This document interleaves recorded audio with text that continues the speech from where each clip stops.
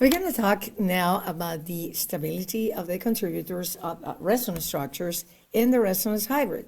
And there are rules that we are going to learn how to assess resonance structures.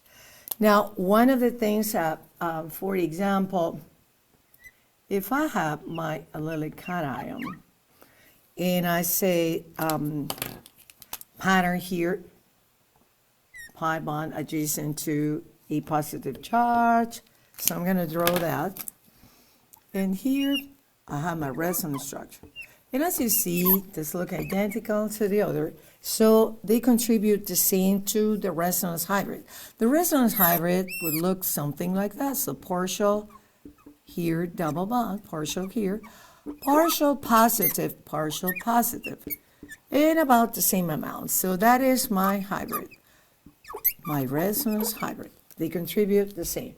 But this is not always the case, so we're going to see that a few rules about that. So one is that we want to have as many atoms as possible with the octet complete.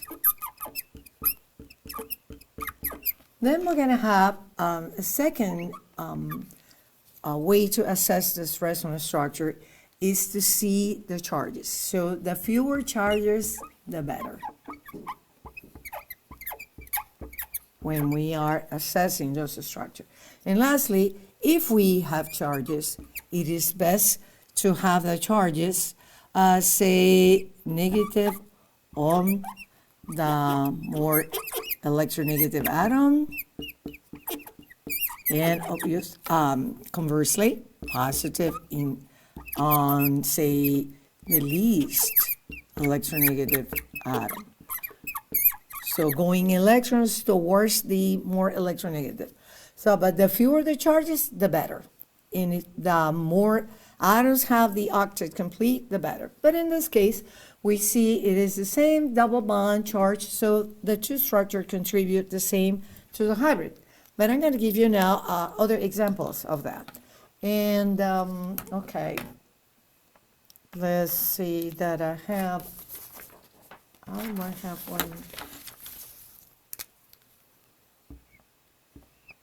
I have this pattern, which is double bond between two atoms with different electronegativities. And I'm going to do, move some electrons, right? I'm going to move the electrons in the pi bond.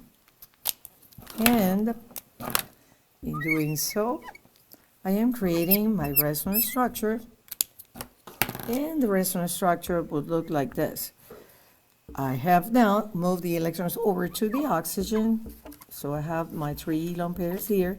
That will be formal negative charge and formal positive.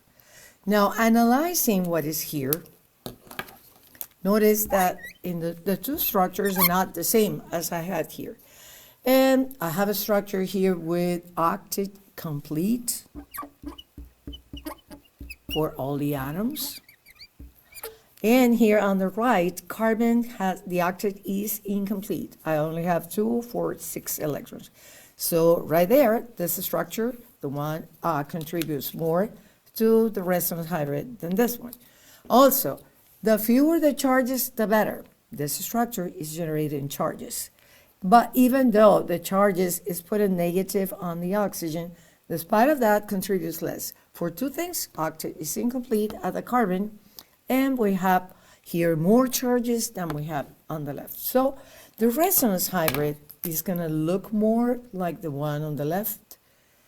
And so it's going to be, if I draw that, essentially, well, it's going to be not exactly broken, but mostly that. So but we will say a small delta negative and a small delta positive here.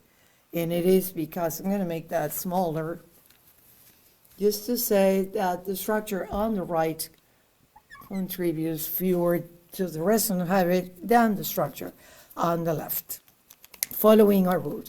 So we're going to continue doing more examples of that and analyzing the contribution to the resonance hybrid using these rules.